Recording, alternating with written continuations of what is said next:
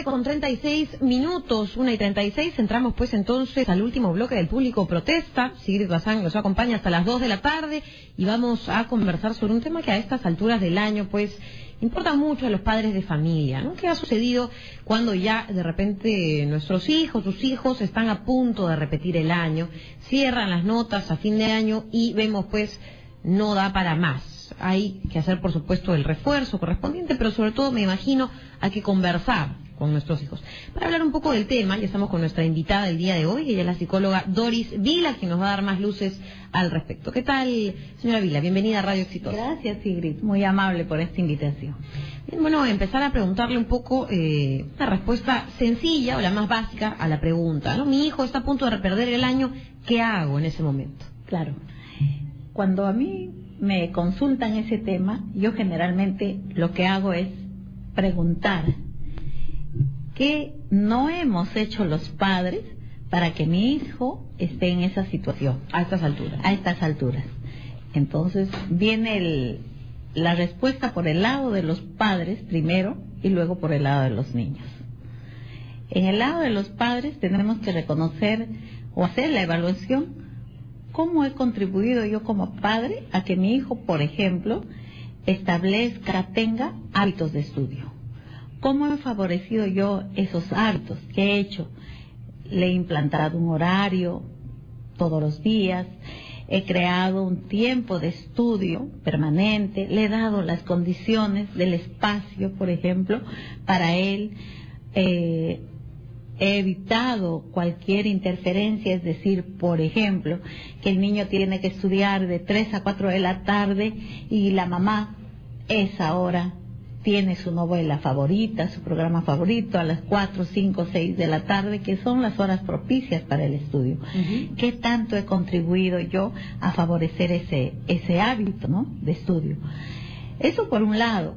Por otra parte, el estudio cobra significado en la medida en que tiene una valía, en que validamos con la realidad. Entonces, ¿en qué medida yo he contribuido también a que mi hijo le vea el interés real de aquellas cosas que estudia, ¿no? Ejemplo, si lleva cursos de historia, ¿qué tanto yo le he llevado, por ejemplo, a un museo? Hemos conversado sobre ese tema, hemos visto algún programa, hemos buscado una información adicional en internet, etcétera. Ni que se diga con otro tema, cuán comprometido he estado yo con el tema de la educación de mis hijos. ¿Qué quiero decir? Me tengo que preguntar, ¿conozco cuál es el programa de estudios de ese año? Sé de las dificultades de aprendizaje de mi hijo en determinadas materias. Sé, a su vez, no solo las dificultades, sino conozco de aquellas materias que mi hijo ama, ¿no?, y que le gusta.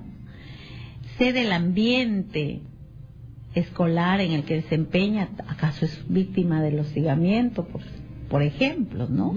Ahora, eso es un problema, y con esta interrupción espero no está bien. Este es un tema en realidad que es difícil y complicado de hablar en un momento en el que nuestra sociedad, digamos, va abriéndose a un mercado distinto, hombres y mujeres trabajan por igual hoy en día, los padres de familia parecen pues no darle el tiempo que corresponde a los hijos, ¿no? Terminan estando en manos de terceros. Es cierto.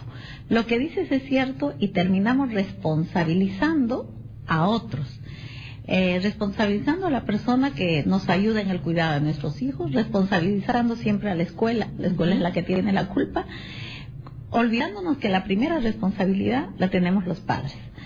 Sí, es verdad, todos ahora trabajamos y se puede cuestionar el tema del hábito, de la cercanía, cuando lo hago, pero tenemos los sábados, tenemos los domingos, por ejemplo. Tal vez no almorzamos todos los días, pero los domingos que tomamos desayuno juntos, que almorzamos, ¿cuánto del tiempo de la sobremesa, vamos a decir, nos dedicamos a conversar casualmente de estos temas tan importantes, como es el tema de la escuela? Y con lo que te decía momentos antes, Sigrid, en esa sobremesa, de enterarnos qué hiciste, esta semana en el colegio? ¿Qué tema te gustó? Cosas tan sencillas y elementales. Que en realidad ayudan a que uno recoja información, pero además le hacen sentir al hijo escuchado, ¿no? Por supuesto, y le hacen sobre todo, aparte de escuchado, Sigrid, como bien lo dices, sobre todo de que lo que está haciendo tiene un valor. Eso nos pasa a cualquiera. Si trabajamos en un determinado contexto y nunca nadie se pregunta, ¿será que nuestro trabajo no es interesante? Pero si por el contrario nos dicen dónde laboras, dónde trabajas, y incluso hay un entusiasmo por saber de aquello que hacemos, pues nos sentimos importantes y vemos que nuestro trabajo sí es interesante. Lo mismo pasa, si jamás tocamos a nuestros hijos el tema escolar, obviamente se puede transmitir un mensaje equivocado que aquello que hace no tiene importancia, ¿no? Entonces, eso es válido. Entonces, buscar esos espacios. Si vamos de paseo, por ejemplo, los padres tenemos previamente, es interesante, ¿no?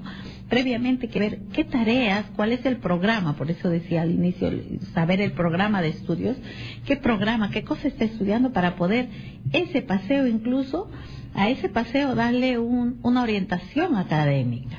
Por ejemplo, si lleva los cursos de ciencias naturales, de historia, y vamos al Parque de las Leyendas, pues vamos a aprovechar mucho de ese contenido para refrescar nosotros también nuestros conocimientos, reforzar en nuestro niño aquellos conocimientos e indagar juntos, investigar juntos acerca de los temas que está haciendo, que está trabajando en el colegio, ¿no? Entonces el niño ve un interés real de los padres, ve la importancia, ve el valor, y si eso se da en contextos de amor, de aprecio, mucho más definitivamente ese niño va a incorporar en sí el hábito y la responsabilidad y el compromiso y el entusiasmo por estudiar, ¿no? Bien, Doris Vila, psicóloga, está conversando con nosotros entonces sobre este caso, sobre este tema en realidad tan importante. Le voy a invitar también a que escuche las llamadas del público. A esta hora nuestros teléfonos están a su disposición, 2519422 y el 467-4499. Buenas tardes. Señorita, buenas tardes. Señor, ¿qué tal? Bienvenido. Felicitaciones para la doctora que está en el programa. Bueno, mi consulta es, en primer lugar, soy padre de madre, tengo 25 años, me está a cumplir 10, y lo cual es que a veces yo me dedico, no, en un tiempo me doy poder, pero a veces cosas que yo no le doy la capacidad de poder enseñarlo. Bueno, cuando me voy al colegio, comer con la profesora me dice que tienes que ir a la casa, que tienes que dar tiempo, pero fijo. Bueno, me dice que yo no tengo tiempo para yo darle más tiempo a mi hijito para dedicarle a enseñar sus tareas, ¿no? Bueno, lo que queda, en varias fechas yo me acerqué al colegio y miraba que el niño no avanzaba y que así la profesora lo borraba la pizarra y los niños no terminaban. Mayoritariamente, está hablando de este hilo del colegio modelo. Y obviamente es preocupante también para la profesora que trata mal a los niños psicológicamente, ¿no? Muchísimas gracias por su pregunta. Bien, señor, gracias a usted por su llamada. Bueno, hay un tema pues ahí que también es corresponsabilidad, ¿no? ¿Qué están haciendo los centros educativos y sus docentes? Claro.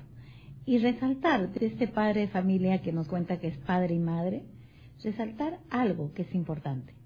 La visita que él hace, vamos a decir, la preocupación de ese padre que se manifiesta en la visita, en la indagación que hace en el colegio constantemente acerca de cómo le va a su niño.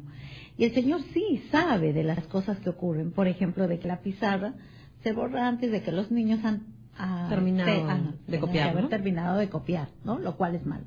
Pero estas cosas los padres casualmente tienen que ir y conversar con la profesora.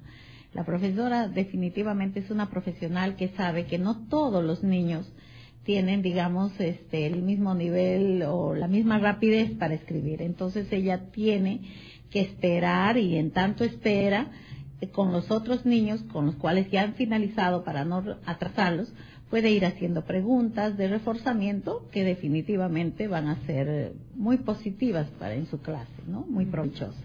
Bien, tenemos más llamadas entonces a esta hora, 1:45. Buenas tardes. Aló, buenas tardes, sí. Quisiera preguntarle a la psicóloga, yo soy un padre que tiene una niña desde los 9 años, que está con un tratamiento con sertralina. Pero, ¿qué pasa? Antes mi hijita era muy, ¿qué te digo? Que estudiaba y fácil, aprendían, ¿no? Pero con esto la sertralina que se ha puesto un poco más lenta, y que alguna técnica o no sé, ¿no? Alguna recomendación que me podría dar la psicóloga, por favor.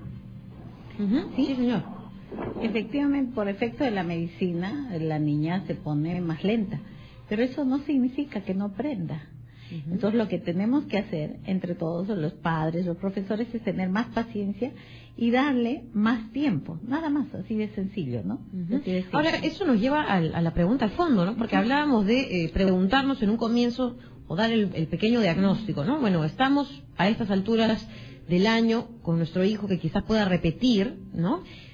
Por algo. Y las razones son, no le di mucho tiempo, no le escuché, no lo apoyé, en fin. ¿Qué hacer ahora? ¿Qué hacer ahora? Estamos octubre, falta poco. Bueno, lo más importante es que la primera cosa es que tenemos que enmendar los errores, o sea, aquello que dejamos de hacer, tenemos que comenzar a hacer. Decía al comienzo el tema del hábito, el tema del compromiso, el tema de la responsabilidad, el tema de la cercanía. Todo eso tenemos que trabajarlo, hacernos los padres la evaluación y comenzar a trabajarlo. Acercarnos más al colegio, ver de qué manera podemos ayudar a nuestro hijo, pero sin presionar. O sea, aquello que dejamos de hacer 6, 7 meses, no podemos hacer en 2, 3 meses.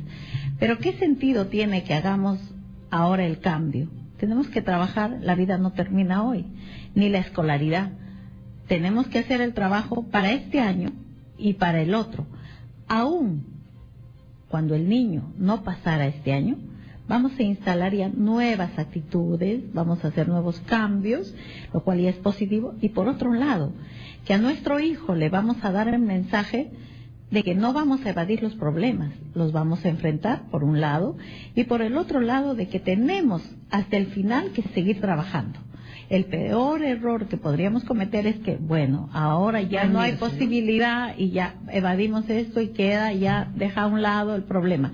El problema tenemos que ver cuál es la raíz del problema, analizar con el niño. El niño es un ser que lo va a entender y hay que conversar, es algo que le incumbe a él. Vamos a conversar cuál es la raíz, asumir de ambas partes nuestra responsabilidad, comenzar el cambio, como digo, para lo que viene en tiempos, y de inmediato también transmitir al niño que aún cuando ya no podamos hacer, será consecuencias, asumiremos las consecuencias de nuestros actos, pero no significa que tiraremos la toalla, como se dice. Seguiremos hasta el último, haciéndole la lucha. Bien, tenemos entonces más llamadas, 1:48, ¿aló? Buenas tardes, señorita. ¿Qué tal, señor? Buenas tardes, bienvenido. A ver, para opinar al respecto del tema muy importante que están hablando. Sí. Mire usted, efectivamente la señorita que está con usted tiene mucha razón cuando dice la educación empieza en el hogar, luego viene la primaria, secundaria y universidad, segundo medio, tercer medio, el medio ambiente. ¿Cuál es el medio ambiente? La calle, los periódicos, la radio y la televisión. Si estos medios de comunicación no contribuyen con la educación que la dan en los colegios, la desvirtúan, entonces la cosa se contrapone. Ahora mire usted, un congresista que presentó un proyecto de ley para impedir que en horas de protección al menor se propaguen películas de terror, películas de sangre, películas de cólera, de ofensiva, ¿no? Películas que dañan la... Este congresista lo presentó y los congresistas estaban de acuerdo en un principio para aprobarlo. Llegó el momento de aprobarlo y no quisieron aprobarlo en la hora de protección al menor. Este congresista que presentó este pedido fue el señor Belmont Casinelli y no lo apoyaron. Era en protección al menor, para la educación del menor, para evitar que se dé programas que dan la mente de niños y adolescentes. No lo aprobó el Congreso, señorita. Eso es hace poco. Ese es mi comentario. Muchas gracias. Bien, señor, gracias a usted. Bueno, hay un tema que, por supuesto, compete pues a los medios de comunicación informar. El gobierno puede tomar iniciativas para fomentar la educación, ¿no? Podemos apuntar pues a tener mejores estudiantes, en fin, pero eso es un problema que ya escapa de nuestras manos. Y responsabilizar a otros entes también es la solución más fácil. Claro, ¿no? es aquello que se llama la culpa la tiene la vaca, responsabilizar a terceros. Ser padres es difícil, Sigrid, bastante difícil, pero la satisfacción al final de una educación adecuada es inconmensurable. Es verdad, los padres tienen una ardua tarea en esto, tienen en contra, digamos, todo un entorno, como bien lo decía el señor, difícil. Y es más, ahí se olvidó también hablar de los juegos electrónicos, que son una... Mencionábamos unos instantes. Sí. Es difícil con un entorno así, pero sin embargo, no podemos evadir nuestra responsabilidad, Sigrid. ¿Qué sentido? Lo que te decía, ¿no? Si desde el comienzo, desde que el niño inicia su etapa escolar, somos padres preocupados, como digo, fundamentalmente el secreto está en que el niño, dos cosas creo a mi entender, el tema del hábito por un lado y el tema de la alegría por el estudio.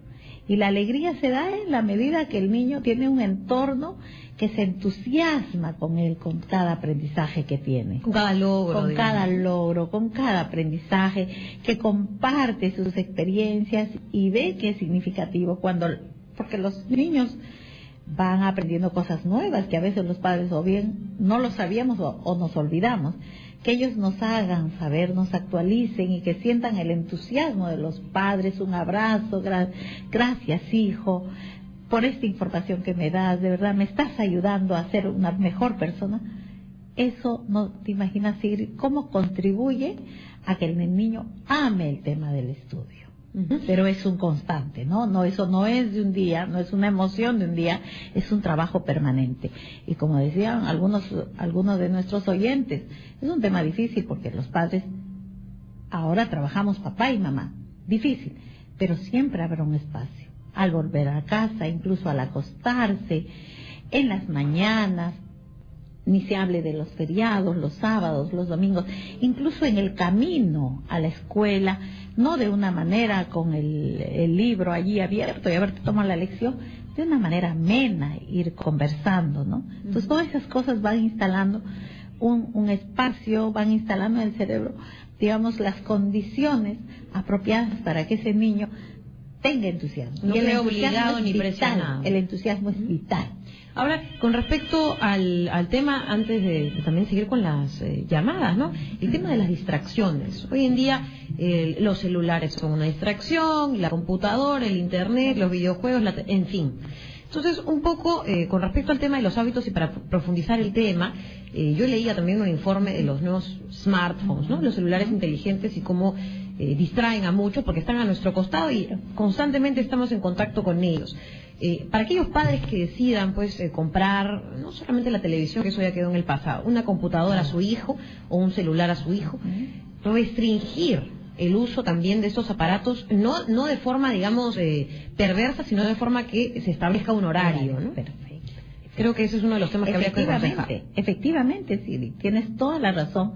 No es que les vamos a impedir, vamos a estar en contra de la tecnología, es una realidad y además usada adecuadamente es una gran ayuda. ¿Quién va a negar? Es una herramienta del momento, de los tiempos actuales. Sin embargo, tenemos que hacer restricción de su uso y enseñarles efectivamente también a dar un uso adecuado al mismo, ¿no? Por ejemplo, la computadora. ¿Cuántas posibilidades nos permite averiguar en Internet? Era lo que te decía, en el acompañamiento que hacemos a nuestros hijos en su aprendizaje.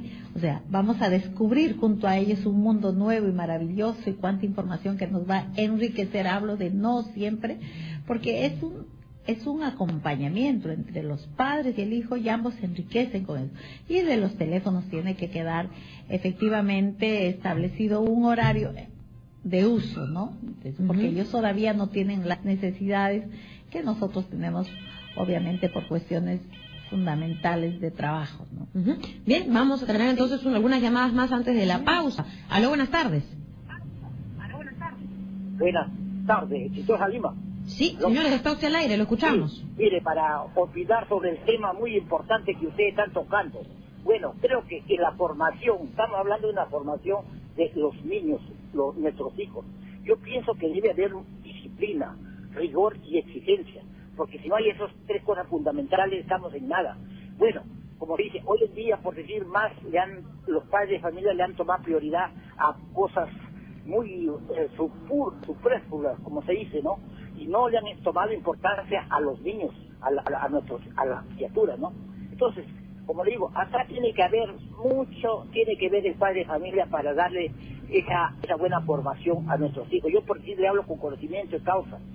Tengo dos hijos ingenieros en buena universidad acá nacional. Entonces, hoy en día, mire, no sé si usted habrá visto, por decir, ahora a los niños se les hace caprichitos a los hijos. ¿Sabe qué? Quiero ir al PlayStation, quiero ir por sí al cumpleaños de mi amiguito, al cumpleaños de mi vecinito, y no toman importancia en lo que verdaderamente debe ser la concentración de su estudio, la lectura, el prepararlo el día a día de parte de los padres.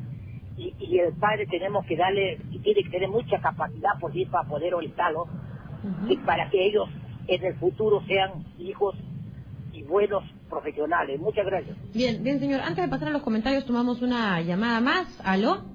Aló, señorita, por favor, mi participación. Sí, señor. Aquí va una respuesta categórica. ¿Aló? Sí, señora, está usted al aire. La escuchamos. Ya, mire, aquí hay una doble responsabilidad. La del profesional, que es el profesor, hombre o mujer, y la de los padres de familia. La responsabilidad del padre de familia cuando es culto es fácil, pero cuando el padre de familia no tiene la instrucción suficiente, no es toda la culpa. Un padre que no tiene las condiciones intelectuales o profesionales, pero es padre y tiene una gran responsabilidad, no depende de él únicamente la formación del niño. Que lo entiendan bien. Yo soy profesora. Aquí la profesora tiene una gran responsabilidad, pero el gobierno más todavía. No consiste en aumentar sueldos, ni en disminuir, sino en exigir preparación intelectual, moral y de toda clase, que tiene que ser social y todo lo demás.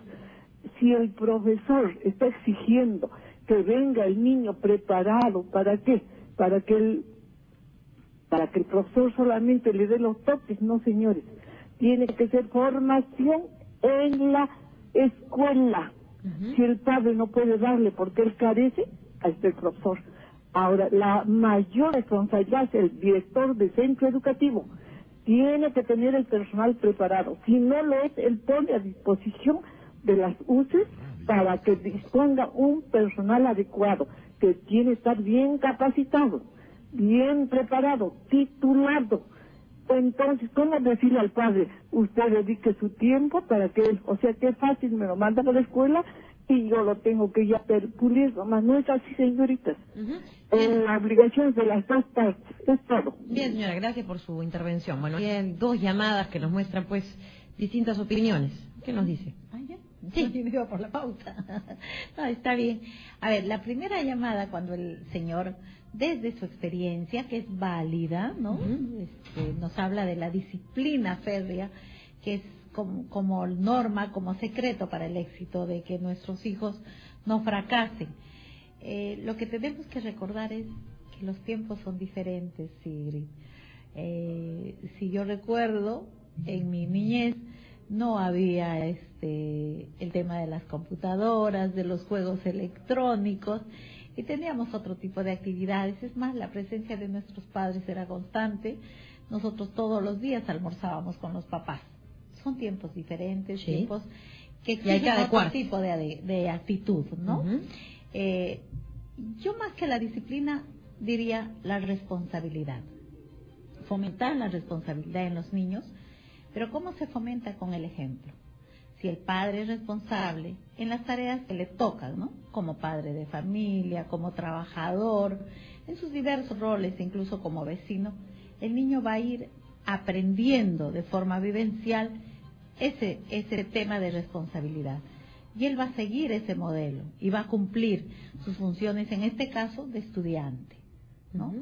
Yo cambiaría, como digo, el tema de la disciplina. La disciplina, tal vez, pero como un tema consensuado, no como una imposición, sino como un tema que se entiende entre los dos, que se entiende entre los dos, va vinculado al tema de los hábitos. Mira, vas a estudiar todos los días 2 horas, vas a hacer la tarea 1 hora, por ejemplo, ¿no? Son cosas que se dicen, y vas a tener tu juego a las 7 de la noche, etcétera, y vas a tener 1 hora, dicho sea de paso, que es válida también, exacta para acostarte, por ejemplo, a las 9 de la noche, vas a dormir tus 8 horas, en la mañana te vas a levantar y vas a tener un espacio de media hora para repasar, etcétera, etcétera, de acuerdo a la edad, obviamente, del niño y a las necesidades que requiera.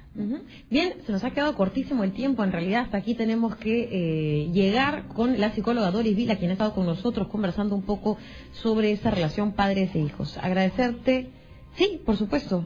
Gracias, Sigrid, te agradezco mucho esta oportunidad. ¿Usted es psicóloga de la Universidad Wiener? Soy la directora de la Escuela de Psicología de la Universidad Wiener. Bien, bueno, ahora en todo caso que también estén pues haciendo y llevando a cabo esta tarea de informar, como hemos tenido hoy día a los oyentes que hacer, pues no solamente en el caso de nuestros hijos, sino también a futuro el comportamiento, el diálogo que tiene que haber en frente a esta cultura pues de la violencia y una cultura además muy inmediata, muy agitada que vivimos hoy en día. Muchas gracias, Sigrid, por la invitación. Bien. Muy amable. Gracias a usted. Bien.